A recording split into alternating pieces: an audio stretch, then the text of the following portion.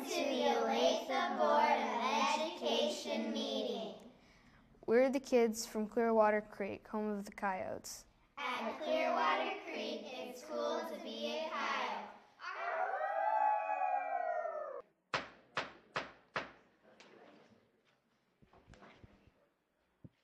Good evening and welcome everyone to the Board of Education meeting. Mrs. Carpenter, would you please call the roll? Miss Ashley? Here. Mr. Churchman? Here. Dr. Drummond? Here. Mr. Gilmore? Mr. Parker? Here. Mr. Poland? Mrs. Wilhelm? Here. Thank you, Mrs. Carpenter. We do have a quorum to conduct our business tonight.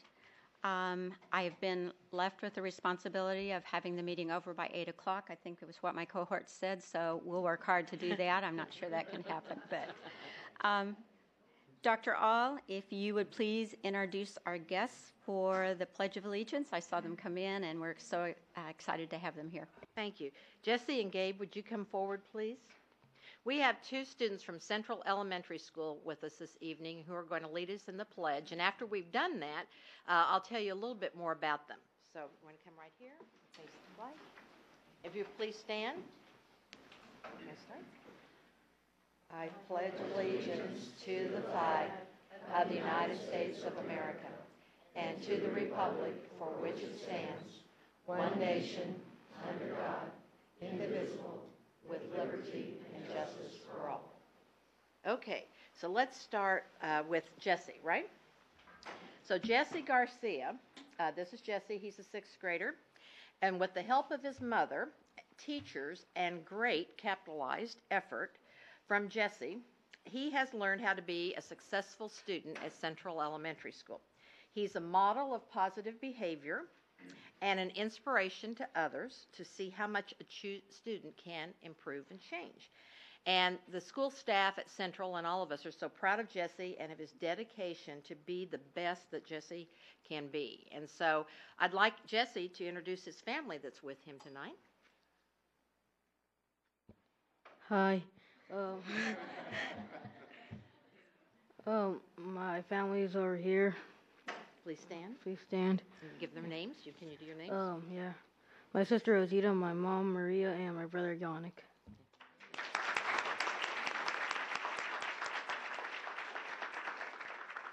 And this young man here is Gabe Furwalt. And Gabe has worked also very hard with his mother, his brother, and the Central School staff to be okay even in the most difficult situations and challenges he comes up. What a great skill that is for all of us. We're proud of Gabe and all the work he's done to become very successful at school. The Central staff was very excited to share these two extraordinary young men with you.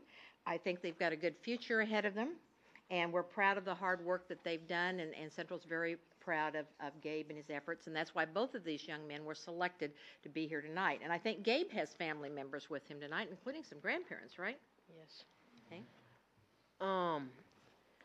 This over here is my brother Drew, my mom Letitia, my grandma Joyce, and my grandpa John.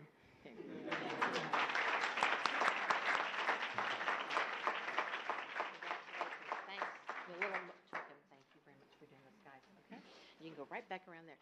Again, we thank the family members for being here tonight. We're very proud of the students. And we also have a principal. We forgot about that, guys. We talked about it. We have a teacher and a principal here. Our principal, Stephanie Dansko. Please stand. And would you, four teachers, would you come up here and introduce your teachers, please? Quick, Stephanie, all right, up here. I thought we had a teacher, and so we've got four. That's really impressive that we would have that many teachers here this evening to see their students. That's great. Would you want to introduce them, Stephanie? Sure. Actually, we took these gentlemen out for dinner because we're so proud of them. And they're sixth graders, so they're not going to be with us much longer. And I would like to introduce their sixth grade teachers, Julie Henry, Cindy Hatfield, and Matt Schwank. And then behind them is Carol Hoffman, and she is our resource teacher that has worked with Jesse.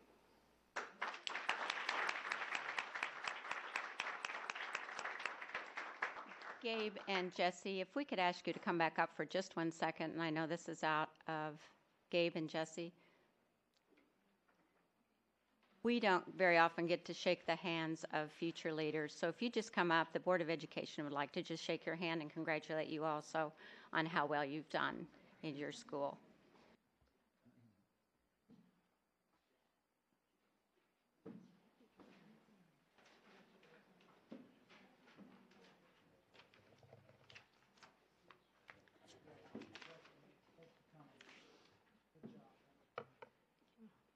You can see the great team effort here. We have partnership with parents, staff, and students, because students have to be a partner as well in their education. And so all of that teamwork and the leadership of the principal and central is working together. So this is a great example of that teamwork and partnership.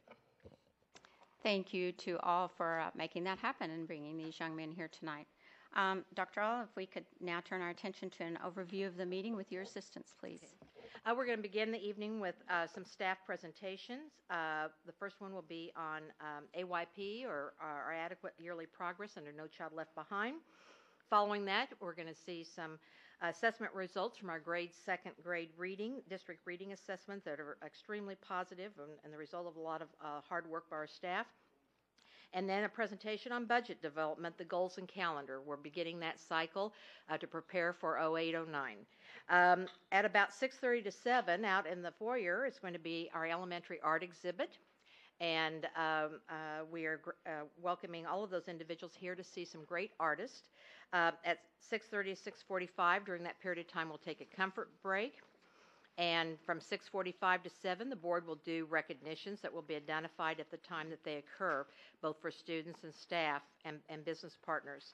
At 7 p.m., we will begin public comments for the board. And following public comments, the board will begin their action, and they will begin with the consent agenda.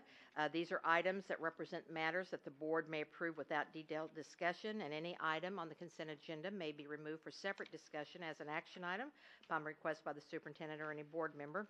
And the board has received supporting information on all items prior to this. Following the consent agenda, the board will take action on bids, contracts, and agreements. And then in other action items, the board will take action on location of junior high number 9. It will take action on Prairie Trail Junior High School Enrollment Relief Plan, and also take action on potentially canceling a special board meeting that was scheduled for December 14th. Following that, there will be an action item on a charter school petition to determine the petition's completeness as part of the board's established process that was established at November 16th meeting. Following that action item, there is a series of future action items that the board president may identify at that particular time that the board is beginning to receive their information on, and then there are some individual written reports from staff to the board on a variety of topics to keep them informed. Following the action portion of the meeting, we will adjourn to, the board will adjourn to executive session to discuss personnel matters of non-elected personnel to protect their privacy interests and to consult with attorney on matters deemed privileged in attorney-client relationship. Thank you. Thank you, Dr. All. Board, if you will notice on under 2.0, our Parent Leadership Initiative has been moved to that January agenda. So we will start with Dr. All, if you would present information, important information about AYP. Thank you, Mrs. Wilhelm. It is a great opportunity for us to present some information to you about adequate yearly progress and some of the challenges as well as some of the successes that we've had as we look forward and have an opportunity to have looked at the results and analyze those results and decide what our strategic plans need to be. Certainly in September, you had a lot of information that we provided to you to update you and remind all of us of some of the changes that had occurred in the Kansas Assessment Program, the Adequate Yearly Progress, or AYP program, such as more students tested, more grade levels tested, and certainly some of the changes in the testing procedures for some of our student groups, particularly English language learners, and ELL, and our special education students. We are pleased to share with you, of course, results that you have already heard. but our district highlights of the Kansas assessment results as they have come forward. We had over 12,000 students tested in the Kansas assessment program last year. So I want you to wrap your head a little bit around the number of opportunities our students had to demonstrate their skills in the Kansas assessment program. And we certainly can celebrate. We made adequate yearly progress, or AYP, for our all student groups. And that is a success that we need to celebrate and stop for a moment and think about. We also made AYP for many of our student groups. The federal government and the state government called those subgroups. We call them student groups in our district.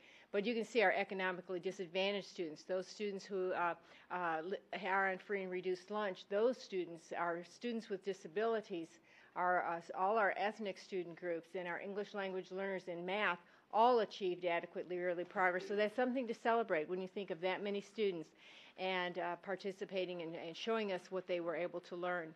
We, of course, also need to recognize that we had one student group that did not make AYP, and that was our English language learners in the area of reading.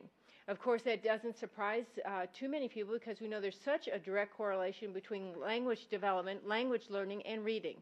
And you can see the number of ELL students that were tested, 567 out of those over 12,000 tests provided in the area of reading.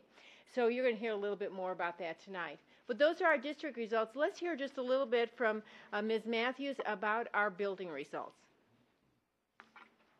It's always nice to be able to share results.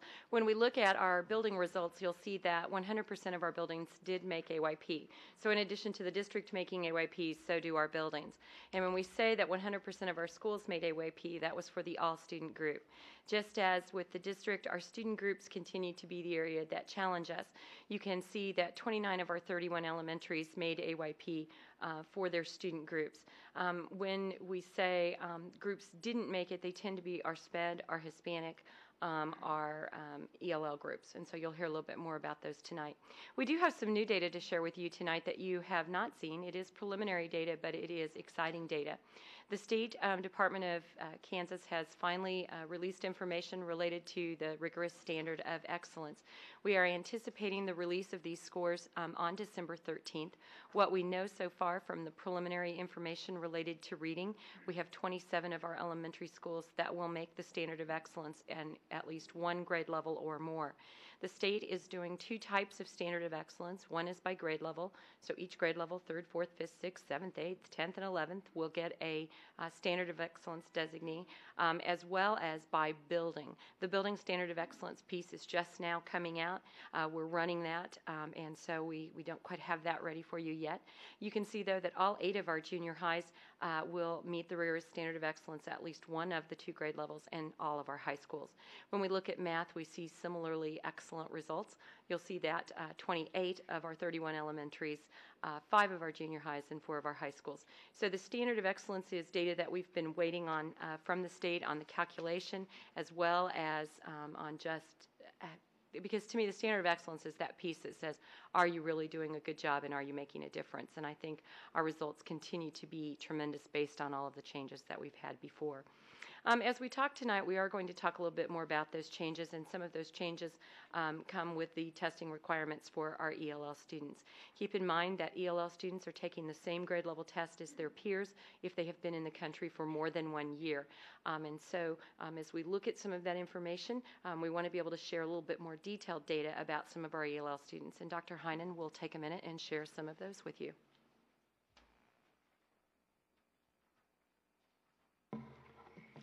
Thank you. We did want to share some more information tonight on 2 student groups that we shared information with you in September, both the ELL students and special education students. And for ELL students, I have information that I can share with you.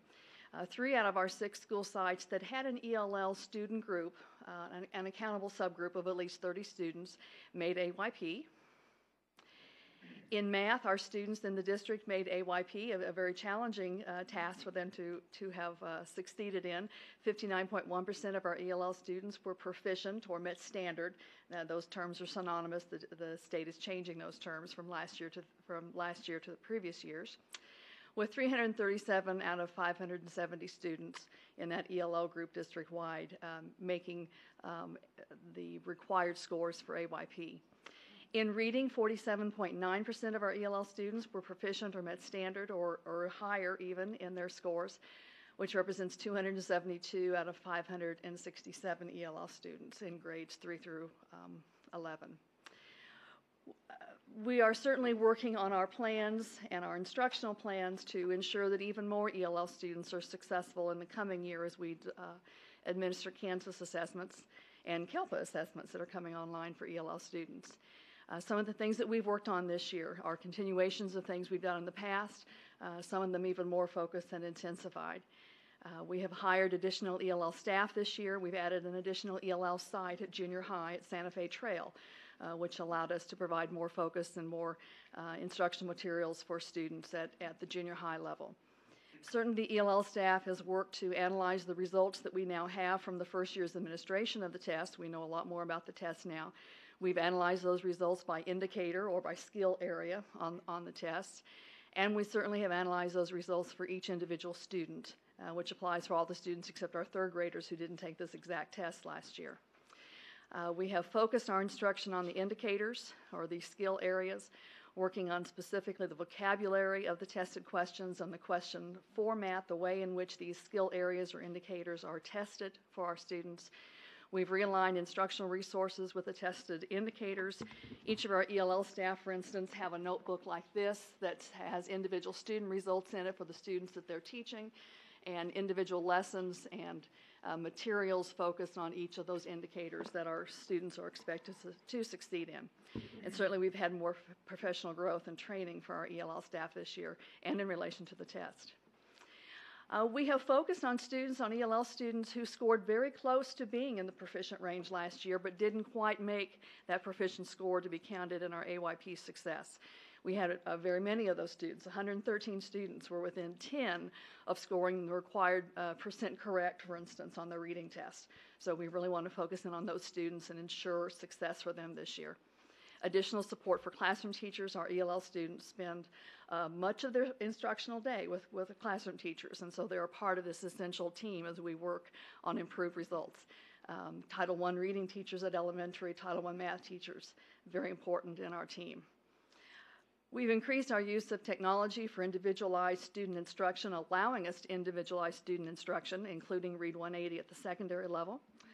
And more extended learning for ELL students, and schools are being very creative in this, offering sessions before school and after school, providing transportation for students. We know that makes a big difference for students to be able to participate after school, and schools being very creative with students who are arriving early before school with their bus ride, and then creating a special extended learning time for them before the regular school day starts.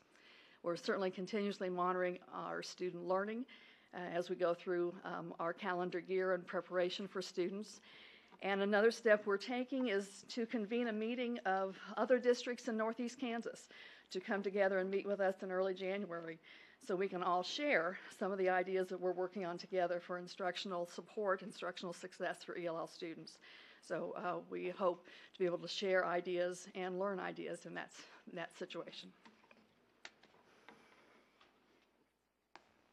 In addition to our changes that we've had with our ELL student group, we've also had changes with our testing of our special education students. Again, they are now being tested on the same grade level test as others. We are limited to the number of students that can take a CAM assessment, which is a modified test. The only difference on that test really is there are 3 answer choices instead of 4.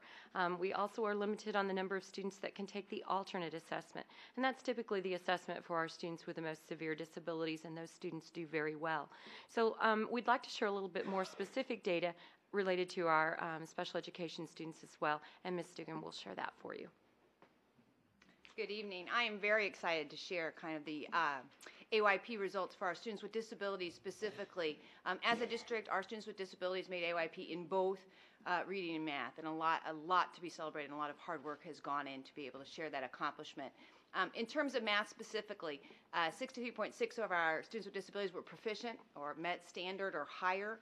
Again, looking at, remember, total tested a little over 12,000. Of those, the SPED test were about 1,374, to give you a sense of those numbers. Schools that had students with disabilities, student groups, 17 out of 20 made AYP in math, and so that's a lot of hard work and a lot of success going on. In reading, similar results, 65.1% of our students with disabilities were proficient or met standard. Again, about 1,300 students, special ed students with disabilities that were tested in that area.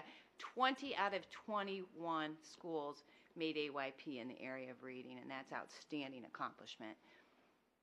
SPED action plan, we've been working hard. We're continuing to work hard with lots of analysis of the data going on. We're looking at the indicators. As always in special ed, we're looking at individual students, and we're working collaboratively with our general education teachers who have our students with disabilities the majority of the day, collaboratively looking at what the instruction needs to look like. I brought a sampling tonight of a variety of resources that we've put in the hands of our resource teachers, our gifted teachers, our life skills teachers, our speech language pathologists, reading inventories, Greek and Latin root words, cards, things cut up, really making sure they have all the materials. I'm sorry, I'm not near the microphone. A tub of manipulatives, looking at the tested indicators in math, really responding to our teachers to say, what do you need next? What do we need to do that's different and more, so we continue to bring those other schools and student groups on board and continue to meet this moving target. In terms of professional development for our teachers, as I mentioned, we're not just talking about our teachers of students with learning disabilities, but our speech language pathologists play a huge role in reading, and they've been incredibly involved in our training sessions, our life skills teachers, our gifted teachers, because even though they're not included in these student subgroups of students with disabilities, they are students whose scores count for our school district. And additional, similar to for our ELL, lots of strategies and support going on. I mentioned some of the resources, using that technology for individualized instruction. We feel that's a real benefit to some of our students with disabilities. Extended learning, while they're not special ed extended learning opportunities, many of our students with disabilities are taking advantage of those opportunities. More practice, more time, more engagement academically, we believe strongly will be of great benefit to them. And again, we're continuously monitoring their learning results. One of the things we put in place was working from grids. Our teachers are taking every student with a disability by every indicator, seeing where their weaknesses and needs are, and making sure they have instruction in that area. And every one of our special ed teachers has that grid and accountability in place. Well, as we move forward, we know there are many challenges that lie ahead. And as this graph represents, it's a reminder for us that the percentage of proficiency will continue to grow and to continue to rise until 100% of our students are proficient as measured by the Kansas Reading Assessment and the Math Assessment. And so we do have challenges ahead, especially given the changes in the No Child Left Behind expectations for our state. I know that Dr. George and I have met, and he's met with other staff members, putting together a response that you had requested to both the state board as well as the federal government on some things and suggestions that we might have for No Child Left Behind, the whole AYP program, and some things that might help it to still have accountability, still help us focus on all children, but also be something that is very realistic and doable and something that we can strive for. We have many goals in this district, and goals that you as a Board of Education have, and certainly our goal is for all students to achieve proficiency. We agree that we want to close that achievement gap, and we have been working diligently on that and have had progress toward that goal. Our goal is certainly to increase the achievement of challenged learners, whether they're English language learners who are learning English for the very first time, or they're students with disabilities who have been identified because they have challenges in learning. We want them to increase their achievement. For many of our students, we are achieving this goal, and you've heard that tonight as we looked at many of those children are making progress and making that continuous improvement in their learning, and that's what we'd like to see. But for others, we must continue to seek other solutions and additional solutions. We have to work strategically. You will see before you when we get to the budget process of plans and opportunities that we have to continue. But it is a rigorous process, and it is a process that takes the involvement of many on the team, as well as additional team members, additional resources, additional technology in order for us to achieve these goals. We certainly, as we look at just a few pictures of some of our students, we want all these students to be successful in their learning. That's what we're about. And we know it takes a lot of teamwork. It takes a focus on improvement. We can't be satisfied with where we are, but where we need to be, and that's our focus. It takes a lot of persistence, and you heard that when we heard about Central Elementary and some of the persistence they've had to help students to achieve their best. And it takes a lot of heart. It isn't a job that fits into a certain amount of time. It's something continually looking at, working hard, and helping to bring students along. So that's kind of an update on our adequate yearly progresses, the challenge, the successes we've had, as well as the strategic plans that have been put in place across this district to ensure we continue to improve in our delivery of services for students. So with that, I would welcome you to have any questions you might have of myself or the other people that were here this evening to present to you. Dr. Banikowski, first thanks to the staff for all their wonderful efforts and the great results. We know that there are a tremendous amount of challenges here. To me, I am interested in the board seeing the detailed action plans by school. To me, that's the heart and foundation of our budget planning as we start to have those discussions, and that's where we need to focus first. And I'd like to have a comfort level that we're fully funding those needs that the staff deems necessary in order to really continue advancing the ball here. For those children who didn't make AYP in those schools that didn't, that's got to be a priority. And certainly we have both district plans and school individual plans. There are some common things that we're working on together as a team that we have action plans related to. I think that there will always be a challenge before the board of looking at fully funding the opportunities for these children to make AYP, as well as balancing that with children who are our middle level children and our top children. And I think that as for example, our ELL population grows from, a little over 1,000 to over 1,400 students, and how can we continue to meet those challenges? So you will see those not only in action plans that we have, and I know Dr. All is going to be providing some of those district action plans and samples in January, as well as building plans. So that would be a great thing to review and look at and see how that aligns then with our budget initiative process. Good, thank you. Are there any other comments or discussion? Mr. Parker?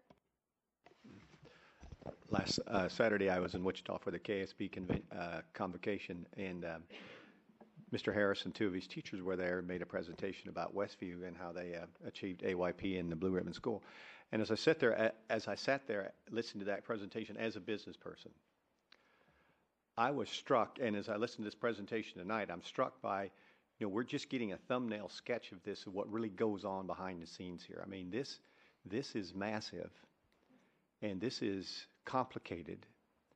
And the only way that we're getting the success, enjoying the success that we're seeing here, is because we're very strategic, we're very well organized, we're very detailed, very goal-oriented, and we can execute. And I know we've got some more execution to do here, but I just want to say that to the staff and as also to the public, that what's going on here is an intricate operation that is as skilled and is well organized and well administered and well executed as I have seen in many of my experiences. It's incredibly good, and a lot of incredibly gifted people doing a lot of incredibly good work. And I don't want the public to miss that. And it's complex. I'm amazed at how complex it is, but yet how simple we seem to make it. And I know it's not simple. I know it's not easy. It's easy, but it's hard. And I just want to congratulate the staff, and I want the public to know that what we have here is incredible, and we just need to keep working hard to make this work. And I heard a quote that governance in a democracy takes a lot of hard work. Making AYP takes a lot of hard work. Thank you for that recognition, Mr. Parker. I know it's hard for staff to keep that motivation going when they work so very hard and they have so many challenges. And children have more challenges just than the fact they need to learn to read and to learn to do mathematics. They bring all that other pieces with them. And certainly I think that recognition for staff, because it helps success breed success, and it helps us to keep motivated. And when you have moments where you haven't quite met the mark that you wanted to, it helps to have that continuous motivation and doing a great job, and we're behind you and we want you to do good. I know this means a lot to the staff. Dr. All, were there additional comments? I just want to reemphasize the action planning that's going on. I know I met with Dr. Heinen and Dr. Banikowski week before last. We have some additional resources that we're going to have to prioritize in order to address both primarily in ELL because of the growth that's there, the significant growth that's happening annually. And there are things that we're going to bring back to you, for example, whether or not we're going to add ELL services to kindergartners, when they come in. We are currently not doing that. So that's an example of something that we could add. I can tell you that to fully fund what the staff thinks we need to address all of the learning needs here is going to be something that we're going to have to take a very careful look at. But what I'm intending to do with the staff is we're going to put together some key action plans, which we may not be able to fully fund in 1 year, that we have to start chipping away on. We desire, what is our goal over 3 years? Over 3 years ago, we only had 300 students that needed ELL services. Is that right, Dr. Heinen? We had over 1,100 students this year. That's just in 3 years, the change. And our system needs to catch up with that. And that's going to be another challenge that we're dealing with, in how do we reallocate resources, do things smarter, look at how we're delivering those services. All of that's under scrutiny right now. So if you'll give us a little time here, we'll be back probably by February on the ELL with a bigger picture. And as we're working through the budget development process, which kind of starts its kickoff tonight, you'll see us laying out what the data is saying needs to be probably at a higher priority of some of our focus as far as our finances are concerned. It is a challenge to balance all this, and I would make one more comment, and that is on the AYP goals for reading and math. If you will look at the 2007 jump and look where we were this year, you can see right now, this is December, we have not been waiting for these results to start working. Our teachers have been working since the moment they came back in early August on pre-service to try to get our students ready, and the testing window starts just in a couple of months, and it all starts over again. It is going to be hard to keep staff motivation up, and particularly in those schools that have so many needs. So I just want you to be aware of that. And we've got a great team here, and you saw tonight it takes that partnership of parents and staff, not just a teacher, but a team of teachers. And fortunately, we were lucky in Olathe because we've developed within our schools opportunities for teachers to collaborate together so they can really work on the individual child. It is a strategy that's highly effective, and we've been able to accomplish that. So anyway, I just appreciate the staff's work as well, and just wanted to let you know there will be alignment with some budgeting. Thank you to the four of you. One other comment that I might make, and that is that I know our challenges are probably unique in Greater Johnson County, as our district makeup is a little bit different. We're a large district, but it's a little bit different than other districts, so that's a piece that continues to be a challenge. So we'll be anxious to see your meetings with some of the communities and the schools, and keep us abreast on some of that information also, if you would, please. Thank you. Mr. Parker. Thank you. One other comment in regards to what Dr. Alt spoke about. I couldn't help but recall also at a convention this weekend, a demographer from the University of North Carolina spoke about the changing demographics in our country, and the ELL issue is not going to go away. It is going to it's going to continue to be an issue, and it's one of the real challenges for K-12 education. And it's something that we really need to get ahead of now, because if we don't, 5, 6, 7 years from now, it's going to be our ELL population is going to continue to grow at a pretty significant rate every year. Thank you. And Dr. Bankowski, I believe you're up for our next presentation. I am, and I do have to add just a little tag onto that. I think the other thing we have to look at in the Adequate Yearly Progress Program is what influences we can have on modifying some of that program expectations. Because certainly expecting a child in 1 year who has come from another country, is learning a new language, to be on grade level has some challenges in a common sense sort of way.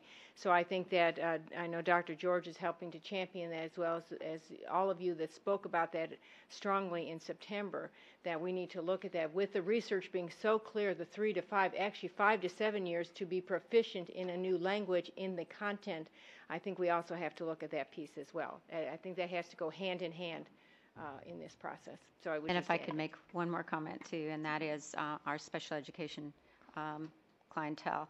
You know, the ability, they have IEPs that are written according to what their programming should be, and yet they are required under CAM or their alternate tests to take tests in only limited numbers. So that ought to be an area that we certainly focus on too. a definite another area. Thank you. Well, I am pleased to share with you another piece of learning results that is important to us, and that's our second grade student learning results in the area of reading. Ms. Matthews is going to share with you some of those specifics of those results. As we look at our grade 2 results, they are outstanding, and you can see across the board trend data from our 2001-2002 school year. We have seen nice steady increases in the percentage of students reading on or above grade level at second grade. Students at grade 2 are administered the qualitative reading inventory. It's a one-on-one assessment with the teacher and the student, where the student reads a passage. Upon completion of reading the passage, the students are asked a series of comprehension questions. The students continue to move through those passages until they reach a level of their frustration level. In other words, we found their independent reading level, and that's what you'll see reported here. Information is reported for kids reading on or above grade level to the State Department, as well as numbers for different groups that we look at. You can see over time our results have continued to increase. More importantly, I think, though, is if you look at this particular graph and see the decreases that have occurred in the percentage of students reading below grade level. In the 2001-2002 school year, I remember Luann Hermrich saying it is not acceptable that almost 30% of our students are not reading on grade level, that they are reading below grade level. And many actions and initiatives have been put into place, and you can see because of those, and we'll talk in a minute about some of those, the decreases, the nice decreases that we have seen. This particular assessment not only is administered beginning and end, we also like to look at in terms of who are these students that are particular to us that are reading below grade level. This year, of the 2,000 plus second graders that were tested, 243 of those were the students reading below grade level. At least a fourth of those students were new to us, and if we continue to look down the list, you can see that as much as 45% of them hadn't even been with us a full year. Some of them had come as in first grade or even during the middle of first grade. Often, too, those students, you can see the number of students that were reading below grade level that receive special education services. And two, important to us are students that are receiving free and reduced lunch. That is a large number. That's a number that we want to continue to work on. Sometimes students that receive free reduced lunch can be in multiple categories, just as they can with AYP. And again, you can see the large portion of our second graders that were reading below grade level were ELL students. And so if you look at the mix of those kids reading below grade level, there weren't surprises to us, but yet that's not acceptable. We still have to keep continuing to lower that. We're hopeful, though, that by the end of the year, when we look at those results, we do trend data checks 3 times. We report to you the 2-time check. You can see the information from beginning of the year to end of year. And almost staggeringly, since the 2001-2002 school year, 95, almost right at 95% or more of our students at the end of the year in second grade are reading on grade level. When you think about that and you think, my gosh, when we get to 3rd through 6th grade, why do we have, or even high school, why do we have kids that aren't reading on grade level? It's that piece of that new data. Remember, new kids continually come to us, and those are kids that continue, that we have to continue to work with. Dr. Banikowski will share with you a few of our building blocks that helped us get to this successful moment. Certainly it takes a lot of initiatives and a lot of strategies, and as Mr. Parker said, it's kind of a complex opportunity for us to help every child to be successful in the area of reading. It's so important to their future success. Some of the things we have done, I'd have to say number 1 on that list is we are very data driven. When we give an assessment result, we do not put the results in a file folder. We study those results. We look at every indicator. We see what it is this particular child is low in, what this particular child, and then we try to design instruction around that. Our small group instruction has been very paramount to all the training we've done with our teachers and the work that they're doing in the classrooms to implement these small reading groups that have such things as guided reading lessons. And that's been paramount over a number of years as you've seen that trend, or the decrease in the number of students not reading on grade level, the increase of those reading on grade level. That's some of our strategies.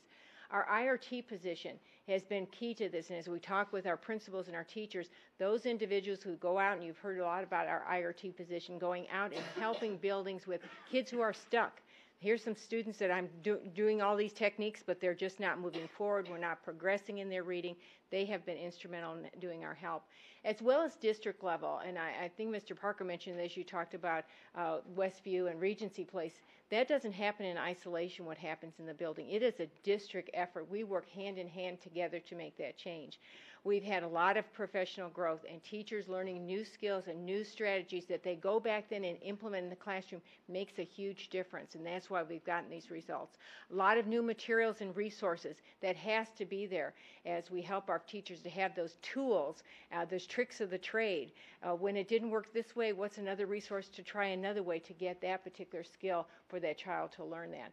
And it certainly has taken a lot of district leadership. You know, Ms. Matthews mentioned Luann Hermrich was our language arts coordinator last year, helped facilitate a lot of these opportunities, and she has helped to make a difference at the district. And I also want to introduce Mary Jo Fox, who is with us this evening. I don't think she knew I was going to call on her, but she is our coordinator of Title I. She's in a new position this year, has been in IRT, has been instrumental in our early reading, brought a big focus to us when she came to this district, and helping with our K-6 language arts program. So introduce Mary Jo. She has done a great job of helping us make some of these results. Well, we have many reasons to celebrate. We had 12 schools meet the Olathe District Standard of Excellence, which we set very high. Ms. Matthews, remind us what that is. 90% or more reading on grade level at the beginning of the year. That's we like to set our sights high.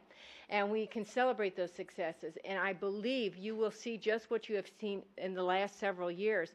By the end of the school year, many more of these second graders will be reading on or above grade level.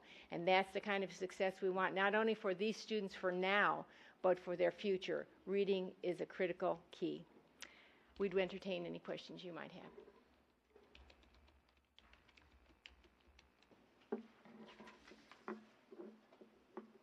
Well, again, congratulations for where we are at this point. One question I do have, and that is that QRI test. Are there any alternate tests that can be given? You know, you look at second graders and say developmentally appropriate, because we know the kind of progress that children make, and you can't just say that that's that automatic cutoff when they get to second grade. They're all mature and developmentally where they need to be. Right. The nice part about the qualitative reading inventory, it is a test that starts as low as a pre-primer level, word identification, things such as that, all the way up to 7th grade text. So kids are actually, it is a leveled text, so it does provide for us that opportunity to get really at where kids are in their reading. Thank you very much, both of you. If there aren't any other questions, Mr. Diener, you are 2.3. I think that's to discuss our budget development cycle for 2007-08.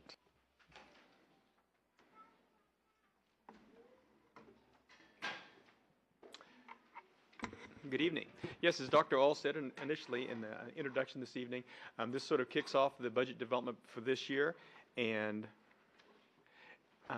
a lot of the information is typical information that we talk about this time with the calendars and the budget goals, but some of it is new information or ways in which we've tweaked it a little bit from some discussions we've had over this past year. The topics we want to look at are the calendar, a 4-year operating projection that we've received information last month, but we wanted to be able to have an opportunity to discuss it with you a little more detail, our budget goals, and then cost avoidance savings initiatives that we're in the process of developing for this year.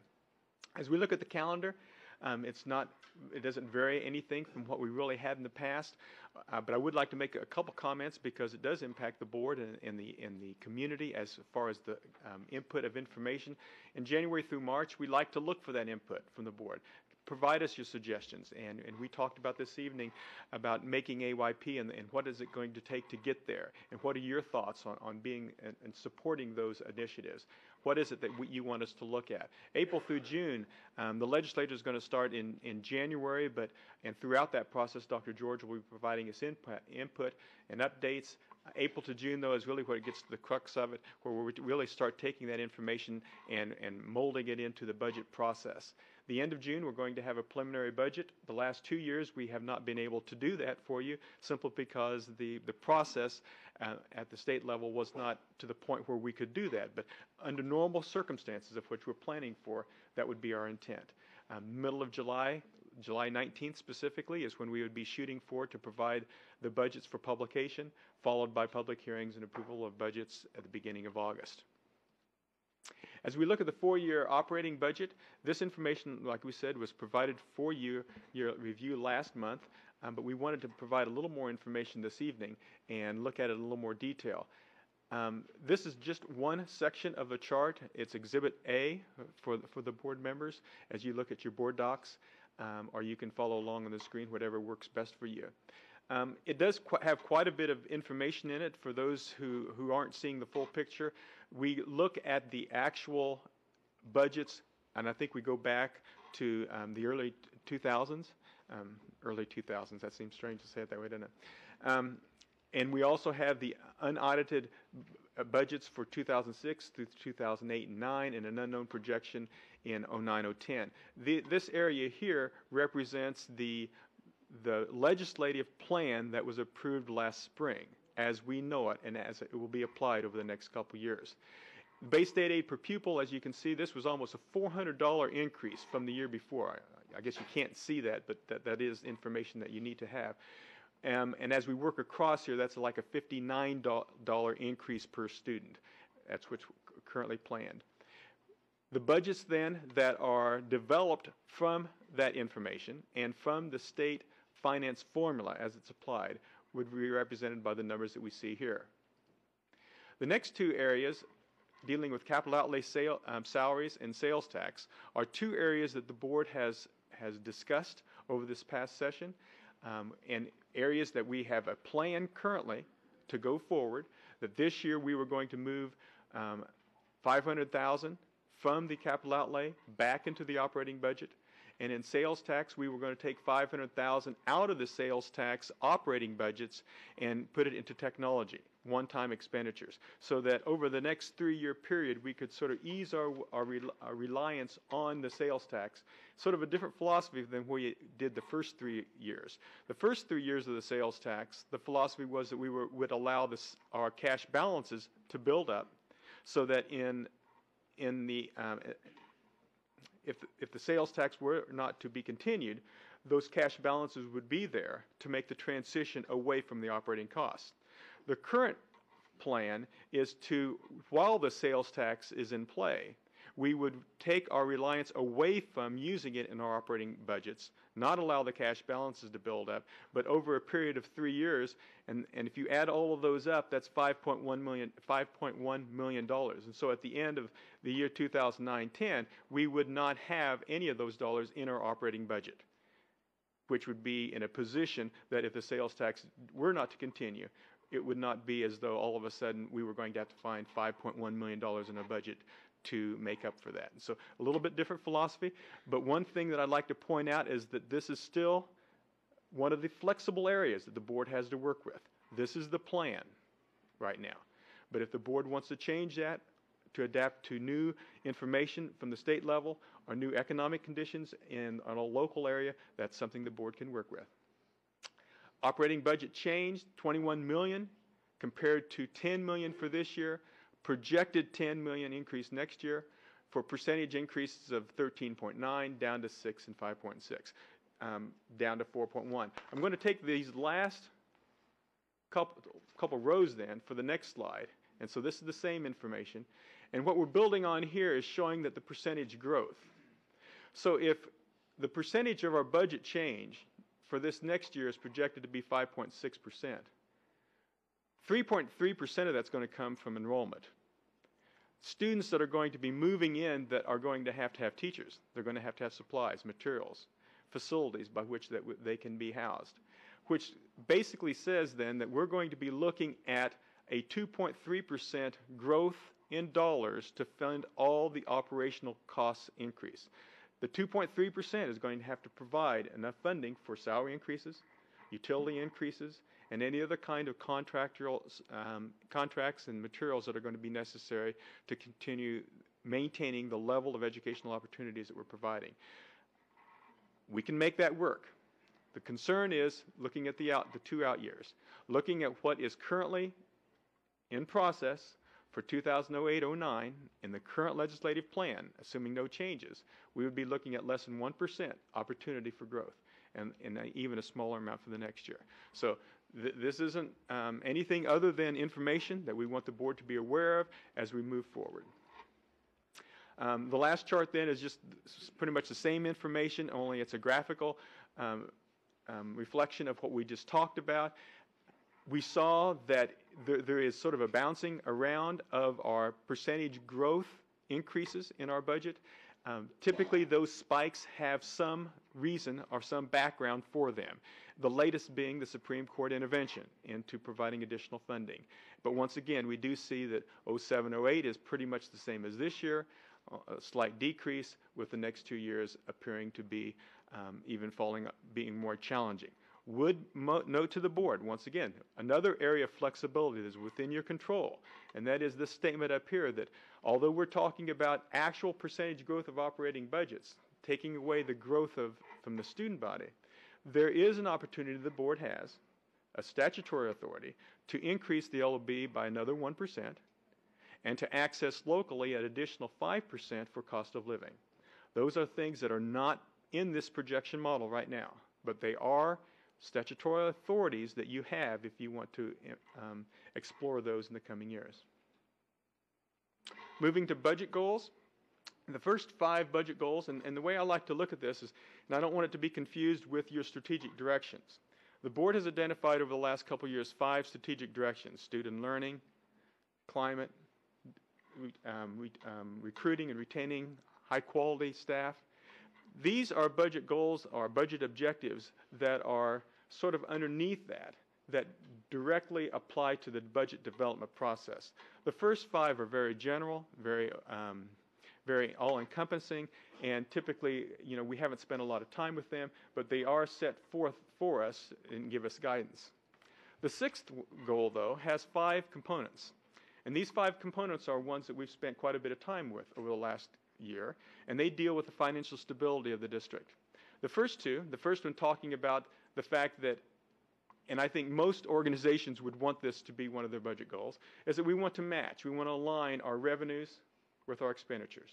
Sometimes this is difficult, but it's something that we want to work for our goal. Once again, the board has this within your flexibility to make an adjustment to that and not totally abide by this.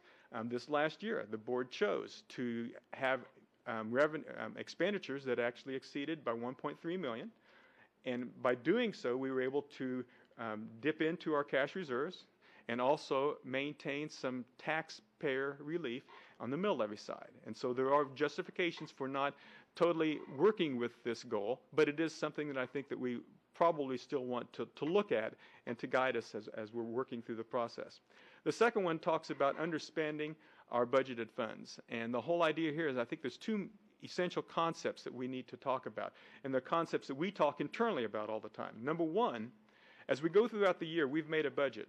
And as we're working with that budget, as we're working with our expenditures, our materials, our contracts, how can we bring about greater efficiencies? How can we have savings? How can we avoid costs that perhaps we've had in the past? If we can do that, then in essence we've underspent that particular budget. The second way in which we can do that is sometimes we just realize we get lucky. There are expenses that we don't need for 1 year for one reason or another. And I think that one of the things I'm so proud of our school, our district for, and our principals and the leadership that they have is that they don't spend the budget just simply because it's there.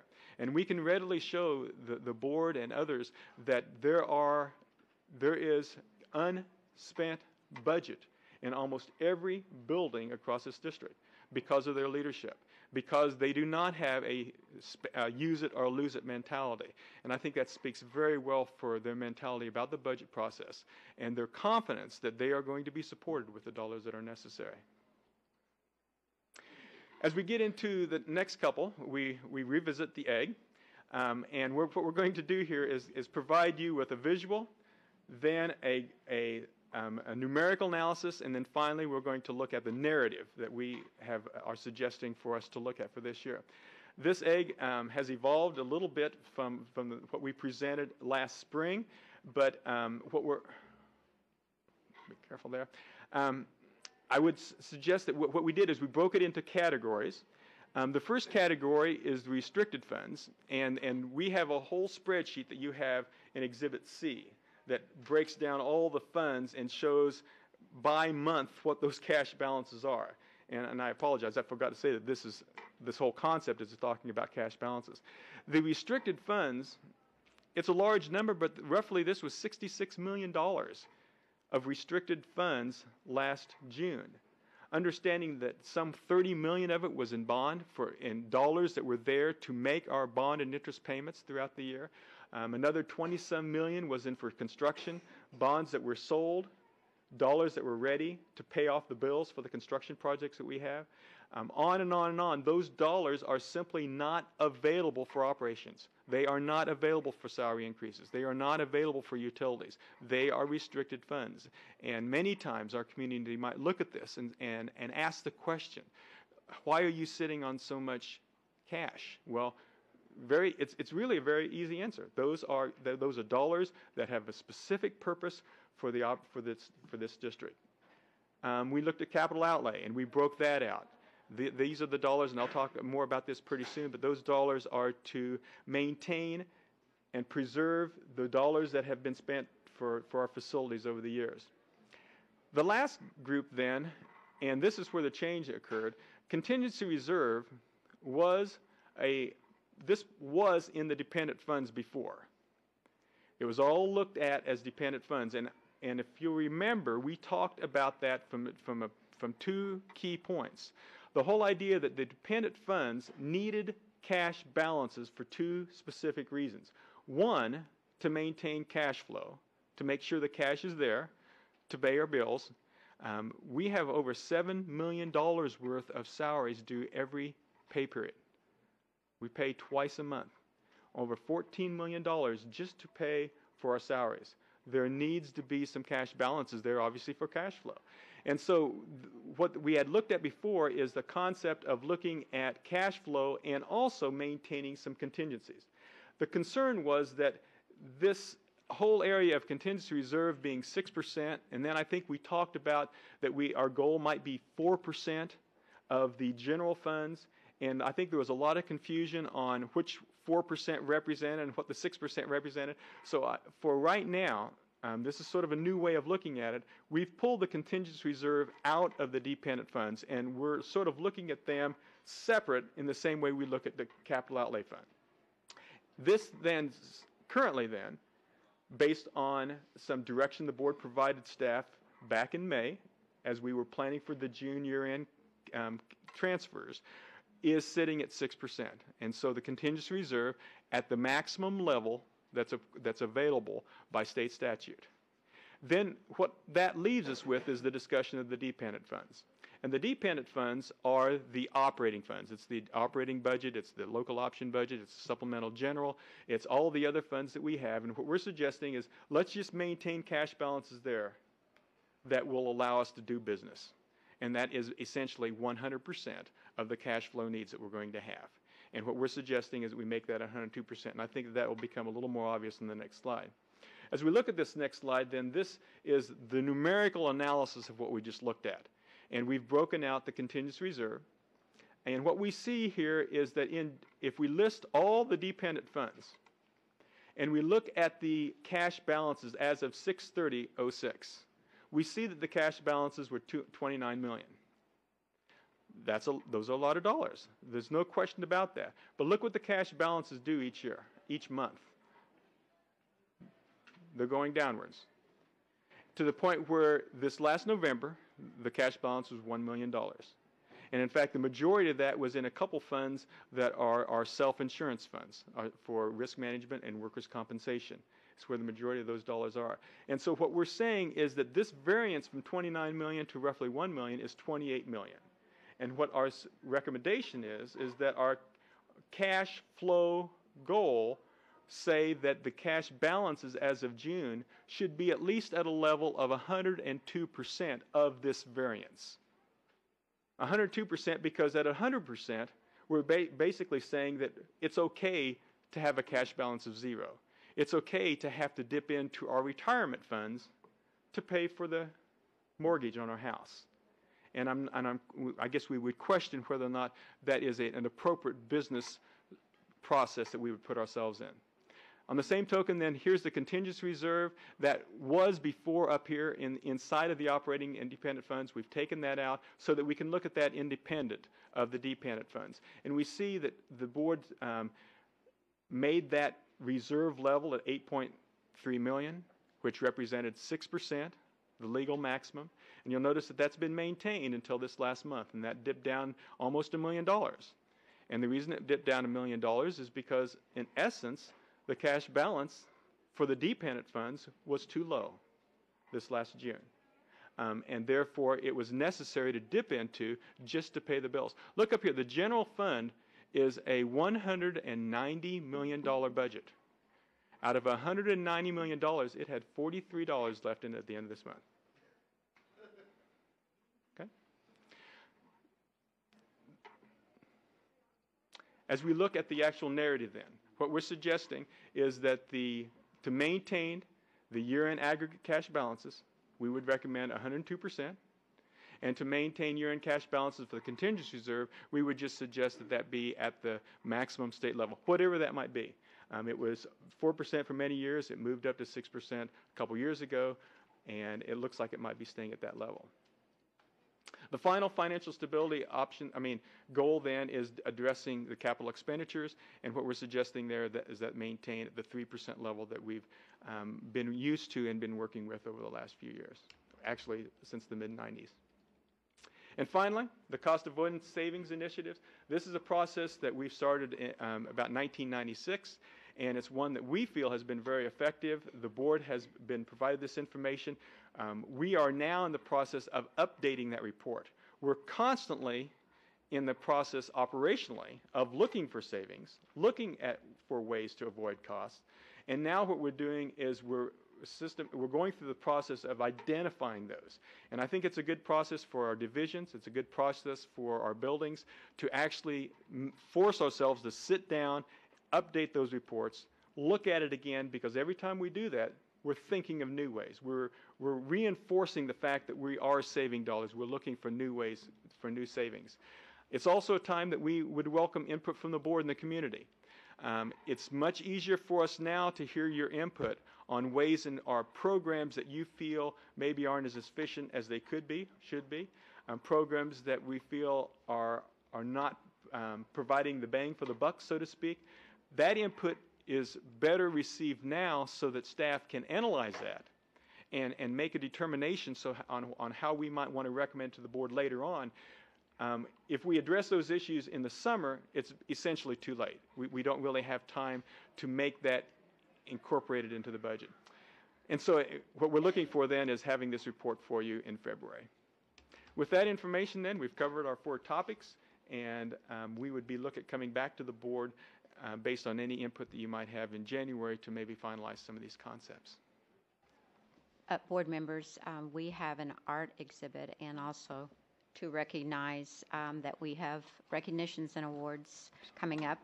We'll ask that we hold any questions or comments that we might have at this point. Mr. Diener, if you'll stay available after that point for us to come back. We'll adjourn, take a comfort break, and come back, please, at 6:45.